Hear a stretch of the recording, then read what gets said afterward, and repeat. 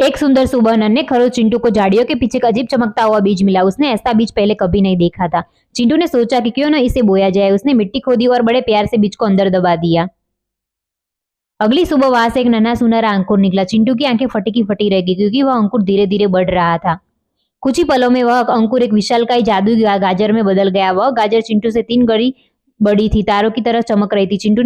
चिंटू को बहुत भूख लगी थी। उसने गाजर की पत्तियों को पकड़ा और उसे जमीन से बाहर खींचने की पूरी कोशिश की। अचानक गाजर जमीन से बाहर निकली, लेकिन वह रुकी नहीं। वह गुब्बारों की तरह हवा में ऊपर उड़ने लगी और चिंटू ने उसे कसकर पकड़ा।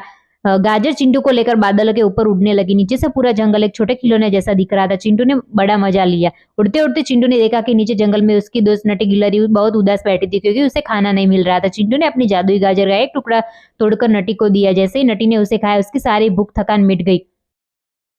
चिंटू ने देखा कि गाजर का टुकड़ा तोड़ने के बाद वो अपने आप फिर से जुट गया। चिंटू के पास एक ऐसी गाजर थी तो कभी खत्म